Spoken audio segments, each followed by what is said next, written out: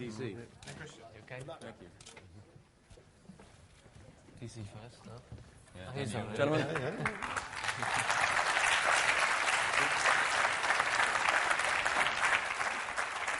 So, good afternoon. Well, first of all, congratulations, Sebastian, once again on your second consecutive World Championship. And opening the questions by asking, 22 hours or so since you won your second World Championship, have you really had the time for this to sink in, and what does this mean for you? Not a lot of time, obviously, as you mentioned. Not even one day, and not a lot of sleep, to be honest. So it was a little bit, yeah. No, it was obviously, a fantastic day for us. Obviously, it's hard to put it in words.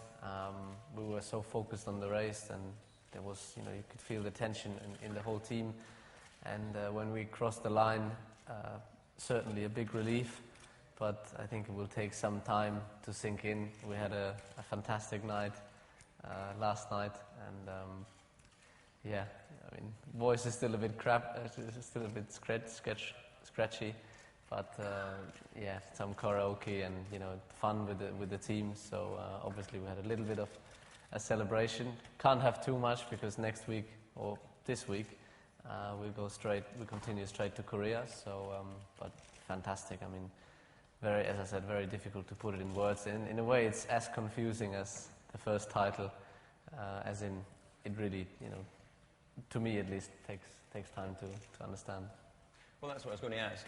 How does this actually compare to winning that first title? You had a world champion beside your name going into this season. So is it something that you can sort of quantify? Does it mean even more, or it's just more of the same? I think you can't really compare. I think the first, title will always remain something special. Very similar to the first Grand Prix victory. I mean, I remember my first ever victory in Monza in 2008. I'm sure you have very good emotions and memories from your first victory in Formula One. So it's hard to, you can't say, okay, that one was better than this one, or it doesn't work that way. I think if you look last year and this year, it's completely different. Last year we led the championship once at the end. This year we led it all the way. So it has been an incredible season so far, and the best thing that it's still going on, it's still continuing. We've got 4 more races in which, we want to fight for victory and, get the best we can. And after that, we focus on next year. But the level the team currently has is incredible. So, looking last year and this year, it's the same people, but it's a different team. Again, we have raised our level and everyone has become much more mature, even if in a way the boat started shaking, we always kept it on course, and I think that's, if there is any, that's the secret. Well, one thing I think that's always impressed me is your ability to keep your feet on the ground despite your young age and your tremendous success. Is that something that you have to consciously work on, or is it just part of who you are? I think a little bit of both, to be honest.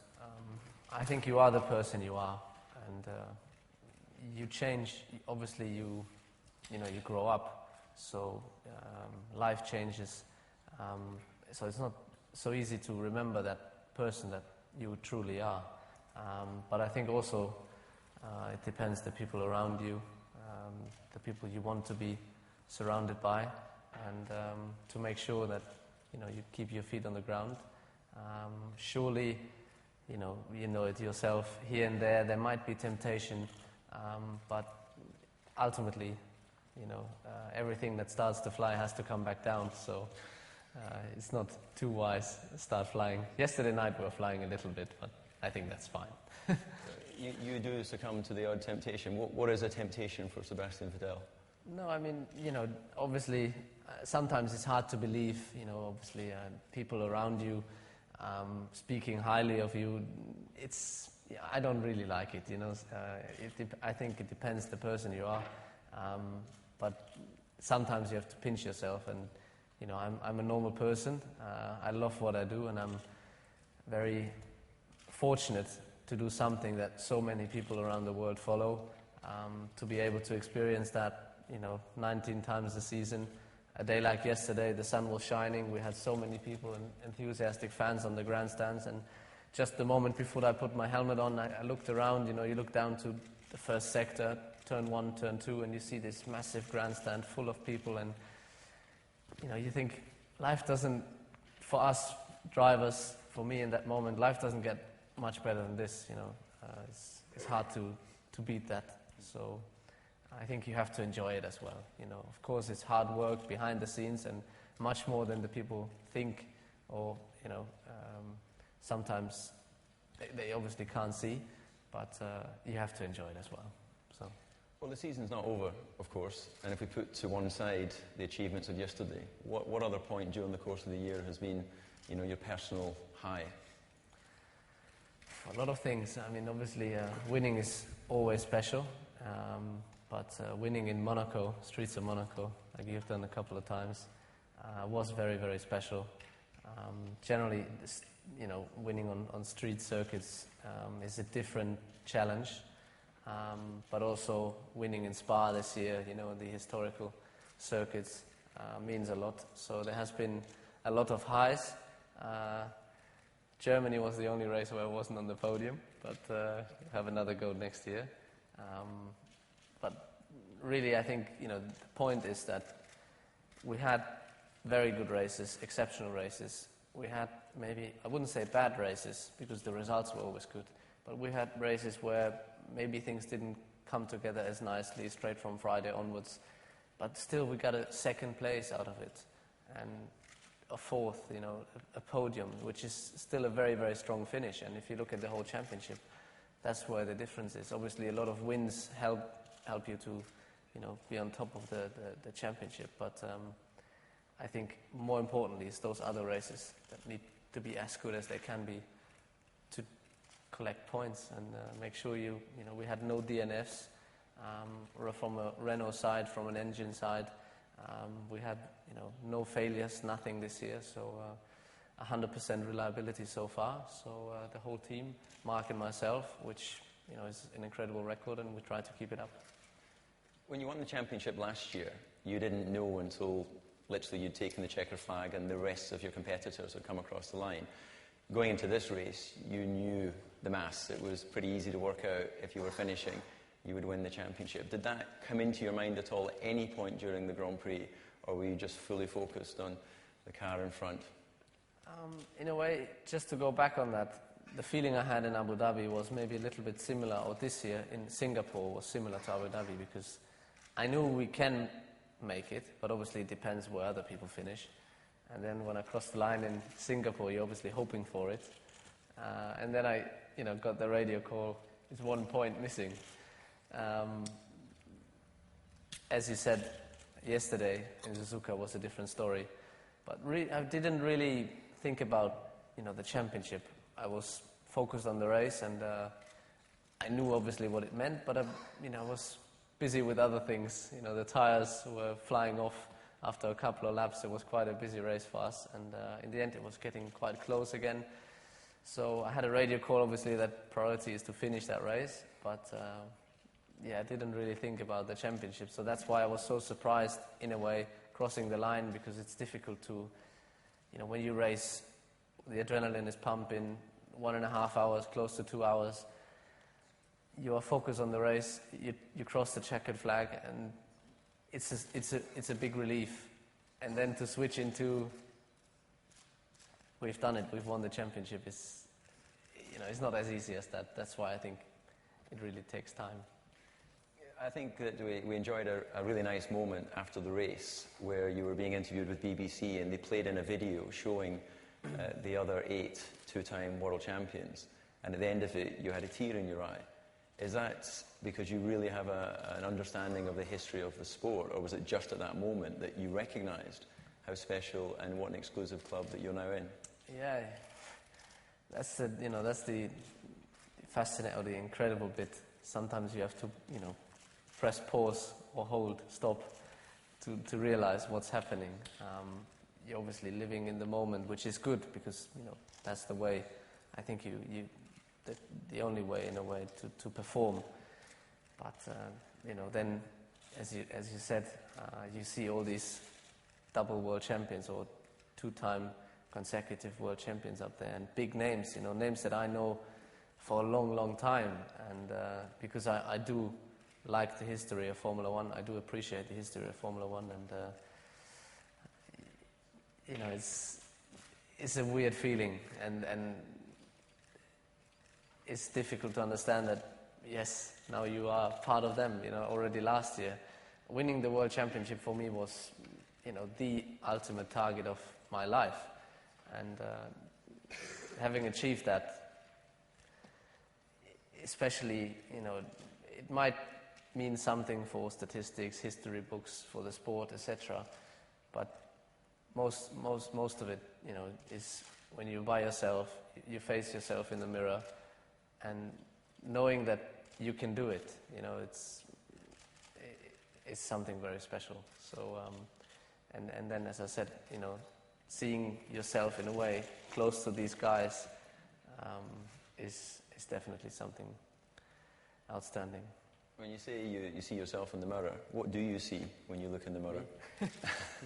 No, but I see me. I mean, obviously day in, day out, but I think, I don't want to get too philosophic, but no, I do. I think it's great for you to share. The point is, that I think you should be happy with what you see, and sometimes by experience, you make good and bad experience, that sometimes you might have not made the right decisions, you might not have been the fairest guy, and then you struggle to face yourself, to be happy with what you see. But generally, to come out of a Formula One season, knowing that we've done such an incredible job, and then looking into the mirror and knowing that we've done it our way, the way we found our own way, our own style to do it, and coming out on top, that feeling is in many ways unbeatable. Well, thank you for your thoughts. We'll just move on to Adrian Newey.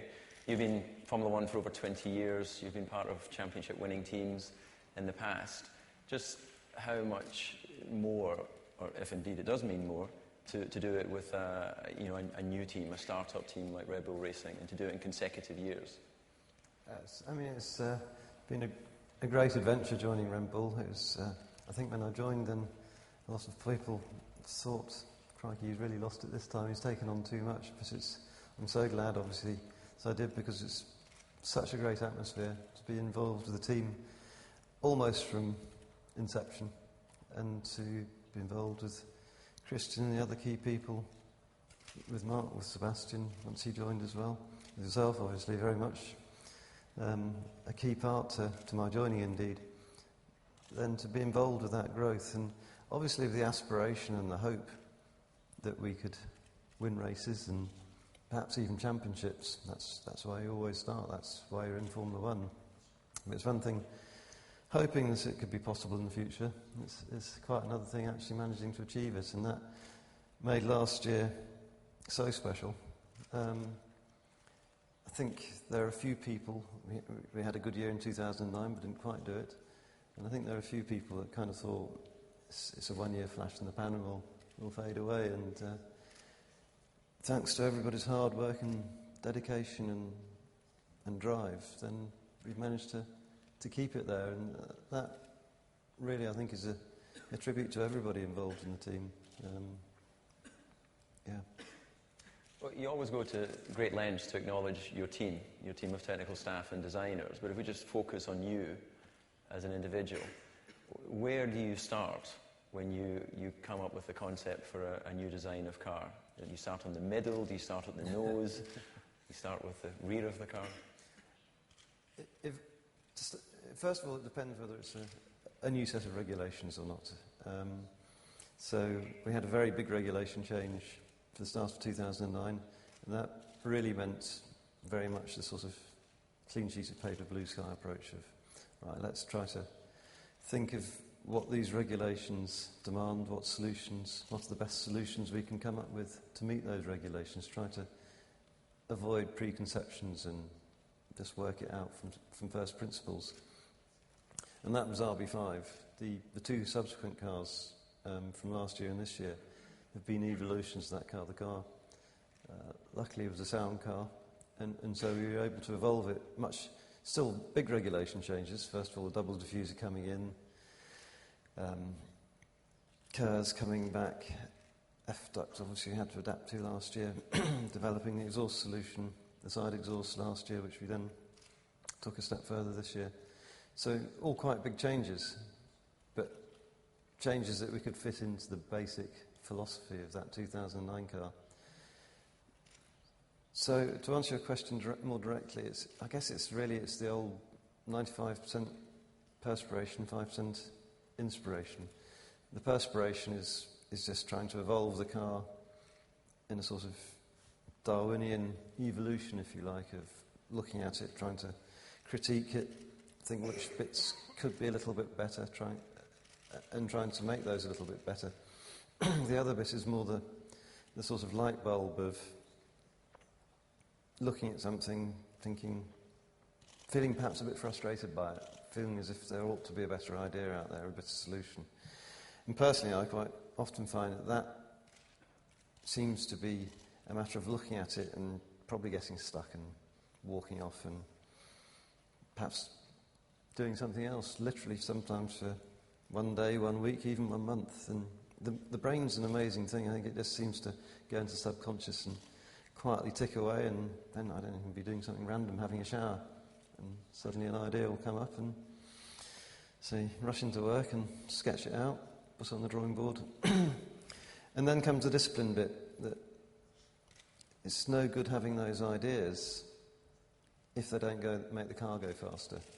And it's very important in my book to have that discipline, because you see so many people, they come up with an idea and they're naturally proud of it, and they then chase it and pursue it and won't let it go when it starts to become evident that actually this isn't the way to go. So that's sort of the combination of the artistic brain, if you like, and the physics of, let's not try to make something that is going to end up being a pile of poo, if I may use that phrase. Well, is it, when you design a new car and you're waiting for it to run for the first time, is it a bit like waiting on a child to be born? You know, you hope it's not too ugly, or in the case of a car, you hope it's not too slow. Yeah. You know, you get at least that we know what nervous... colour it's going to be, so that's one thing. Sorry? At least we know what colour it will be, so that's a good start. Well, that's a good starting point. Yes, it is. There is that sort of... there's the nervousness when the car first runs. You've obviously got your wind tunnel figures and so on and so forth. You've done your research. So you know what it should do, in principle. You don't know whether that will be enough relative to the opposition, of course, because you don't know what they've managed to achieve over the winter. But more immediately when the car first runs, there's always that concern of, actually, will it behave as the wind tunnel numbers say it will? Or is there some hidden problem with it? And indeed, last year's car, the RB6, when he first ran it in a wet test at Jerez, I believe, then initially the car really didn't behave. He had a couple of problems with it. I thought, crikey, at the end of the day I was thinking, crikey, this might be a long season. But we have the research tools now that if we use them wisely, we can iron out minor bugs and off you go. Maybe just finally, you've worked with a number of champion drivers in the past. Is there anything particularly individual and that you can share with us when working with Sebastian and his demands as a driver on the team, or his conversations with you? He's using this package than you were. A bit shorter. But no, I mean, I think obviously Sebastian, first of all, for his age, completely belies his age. The experience and maturity he has is quite stunning. But also he works hard at it, as you commented and noticed earlier. He obviously very much keeps his feet on the ground. Very dedicated to understanding the car and his own driving. Spends a lot of time in the evening looking at that. Good sensitivity, good feedback. And I sometimes have the impression that almost every time he drives the car, he learns something new. He always seems to be, is a little sponge. That's refreshing for everybody. It helps to bring the drive that the team has in all senses. I think if you have a driver perhaps who's naturally very gifted but lacks dedication, then that can start to reflect through the team in certain areas. And with Sebastian and I have to say Mark, they're both very determined, very driven. Okay, thanks for that. Thank you. Christian, you are the youngest team principal. You've got the youngest double world champion, so youth is obviously a thread that runs through the team. It's your second world championship. Does this feel any different for you over the first one, or where's your emotions today? Well, firstly, I was interested listening to Adrian talking about going into sort of, sort of semi-consciousness of thinking of ideas, because he was pretty much there last night. So you should be very creative today, in the Irish bar, and Sebastian singing a rendition of Yellow Submarine, and I did it my way. Sort of fitted with their earlier comments. So what was the question? Does this championship feel any different? You're in the same situation as Sebastian. This is your second world championship. Adrian's it's his third, actually. It's his third championship. You count the constructors as well? I know we had the debate yesterday that drivers are not allowed to count constructors. Really? I count the constructors championship that I was part of. Constructors can count drivers and constructors. It's perfectly fair, really. Okay, however you count your championships, boys, you're showing off. How does this one feel, Adrian? Christian, sorry. It feels, in many ways as rewarding, but in a different manner to last year. Last year was the first time, and of course we achieved the constructors, and we left Brazil. I think Adrian and I trying to convince ourselves that the constructors is the important one. That's the one that has the value to the team and so on, and the drivers one, which looked as if it was going to escape us last year. Well, that's for the drivers. So, and then of course Sebastian had the most phenomenal finish to last year, and against all the odds, emerged against all our expectation, as the world champion. And the emotions of that evening were something quite unique. The realisation of what he'd achieved, what the team had achieved collectively, was something very, very special. And what I'm especially proud of is that a lot of teams you see, after the amount of effort and commitment that goes into winning a world championship, it's hard to sustain that level. And I think what we've managed to achieve at Red Bull is to actually learn from what we achieved last year and apply that to this year. And we've emerged as a stronger team, I think, as Sebastian mentioned, across all areas. And there's been some Herculean efforts throughout the factory on countless occasions this year to achieve the kind of performance, the kind of reliability, the kind of pit stops, the strategies, the quality of parts, the quality of what we're doing. And the team is working in real harmony, and that's the most satisfying thing. And so to see Sebastian cross the finish line yesterday and retain his title was very, very special. I mean, he's had the most phenomenal of years. He's been, I'm going to make him blush a little bit now, but he's been truly magnificent this year. He has raised the level. And let's not forget the competitors he's up against, the Lewis Hamiltons, the Jenson Buttons, the Fernando Alonsos. It is one of the most competitive eras within Formula One. And, what he's managed to achieve this year with the consistency, that he's managed to maintain since that first race in Melbourne is absolutely, phenomenal. And, we're all absolutely, thrilled at managing to retain that title, with four races to go. Well, you more than likely secure the Constructors' Championship as well, so you'll be able to count 4 by the end of the year. We'll never count until we get it. Yeah, we've got to keep pushing. Yeah. We don't take anything for granted with that one. We've got some big opponents.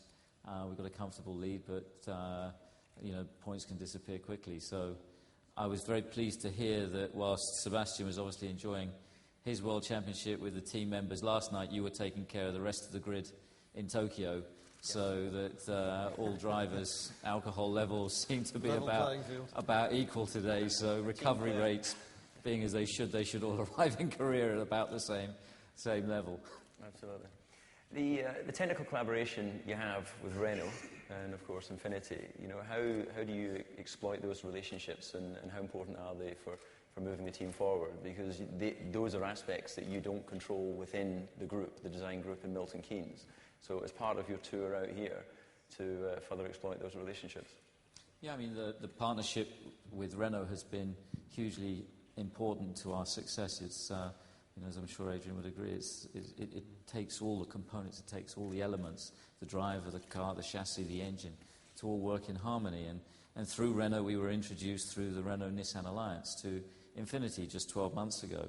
And, out of that relationship, has come a huge amount of enthusiasm for some of the technology that exists in Formula One, particularly with the KERS hybrid system, for example. And the enthusiasm that we've witnessed from the R&D facilities within Nissan and so on has been very impressive. And it's something that as an independent team and a customer team previously that wouldn't have been previously available to us. So it puts us in a situation similar to where Ferrari must be with the depths of R&D that they have, and obviously the likes of Mercedes.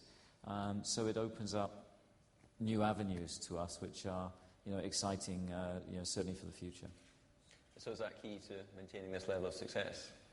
I think the biggest key is our biggest strength is our people, and we've got a phenomenal team, and you must never underestimate, your opponents. And indeed, Dietrich, sat down with myself last week, and he said, you have to remind yourself that what we are currently achieving is, it's not normal.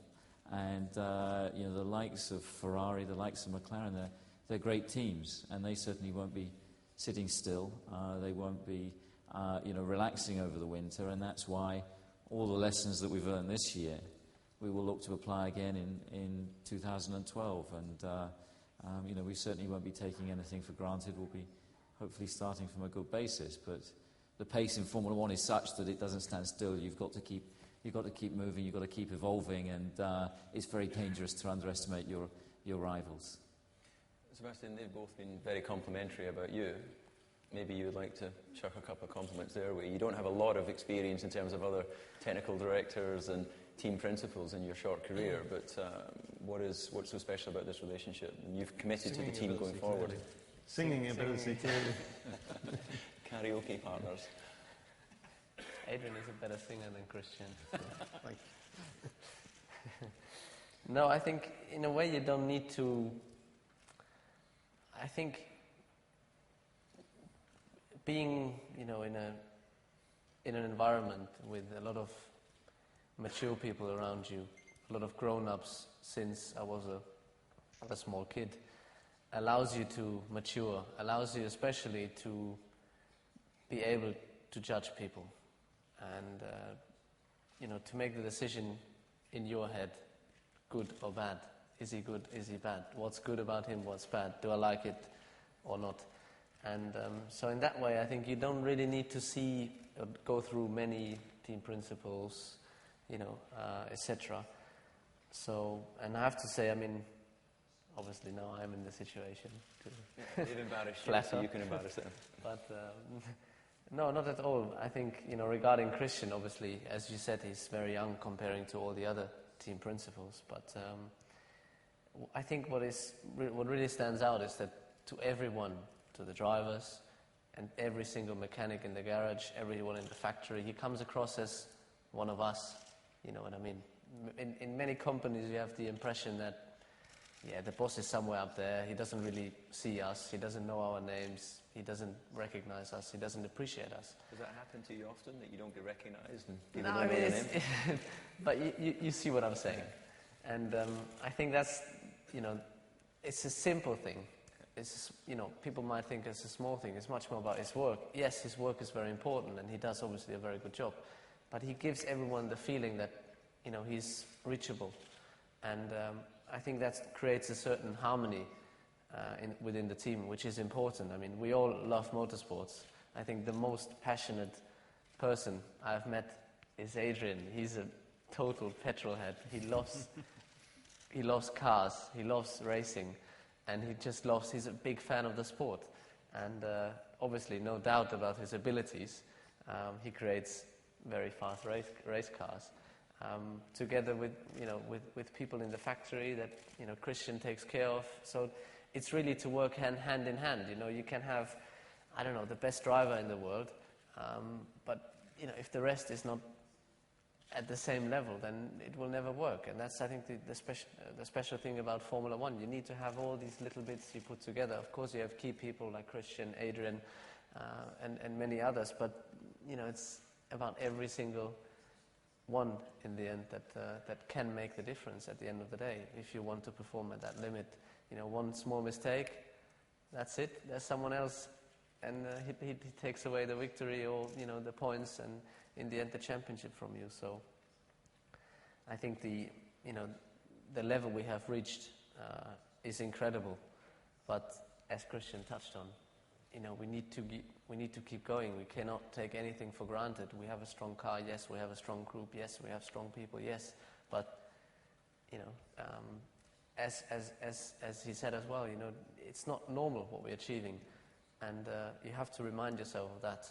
It could be over tomorrow, or you might not. You don't know what's happening next year. We're all working hard, but maybe maybe I make mistakes, or the car might not be as competitive, etc., and you might not be in the same situation. You are in a different ballpark again, so you need to appreciate the situation, but you still need to have the hunger to be there again in the future. Okay, well, we'll move it on and open it up to the floor. If anyone has a question for the three guys on the stage, you've got a microphone in your seat chair if you just push the button there, and we will start with the good-looking gentleman in the front row there. Yeah, that was you. You obviously don't have a good feeling when you look in the mirror when... I have a question to the three of you. Yesterday after the race, you had a group shot with not only crew, more than 10,000 fans behind you on grandstand. How was feeling about it? And the second question to the Sebastian. German fans are always the biggest supporter to you. And how was the Japanese fans in the last week for you? I think you jumped the fence, so I'll let you start, Sebastian. Yeah. Last 2 years we won the race in Japan, and whereas in every other country we go around the world, the fans leave after the race. In Japan they stay. They watch the team, not because the drivers don't come out. I don't think of many drivers. I don't see many coming out, and they watch the teams, pack the stuff together, get the cars ready for the next race, put it back into boxes, etc. Because they are so passionate. They love Formula One, and they, for them that's part of the race, part of the show, and that's it's one simple thing, but it describes how passionate, how exceptional for them Formula One becomes when we arrive in Suzuka, and. Because the last 2 years we won the race, and usually we do our team photo to create our memories and to enjoy the moment. And the fans were still there, so you might as well just jump over the wall and enjoy that moment. Take all the energy they give you. It has been great, and it's the same yesterday. We didn't win the race, but so the trophy was a little bit smaller, but. Exceptional, to go out there, and for all of us, you can't put this in words. You've seen pictures maybe, but you need to be there. You need to experience it, and it's, they're cheering for me, but they're cheering for all of us, for every single one, and it's great to, for the whole team to experience that, and in many ways that's one example. Which makes the Japanese Grand Prix so crazy and so special to us. We love coming here. The morning we leave the track, and it's not, team principals, technical officers. I mean, everyone, drivers, everyone gets appreciated by the fans. Mechanics, and whereas, as I said, everywhere else we go, there's a lot of fans. They love the sports, but it's different here, and that's what we like. Maybe just got time to take one more question. I'll need to move it on because we're running a bit behind. Yep, gentleman there. Well done, Sebastian Vettel. Congratulations as world champion. Could you tell us about your feelings crossing the finishing line in Suzuka as compared with last year?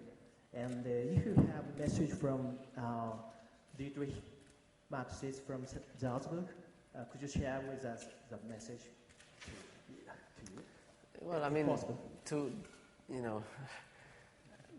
as I said earlier, it's really difficult to describe that moment. Last year was different, and I'm not looking for a replacement of last year in any way. So this year was totally different. Is totally different, and as I said, I was focusing on the race. Suzuka is a very challenging track. It needs your attention every single lap. I wouldn't say it was a necessarily big mistake, but I wasn't maybe 100% focused in that moment on Friday when I went off the track. So immediately I paid the price, and that just reminds you for the race how focused you have to stay throughout the race. So I didn't really think about what to say, what to think, and then you cross the line and I was completely empty, which is, obviously we could, in some ways, see it coming.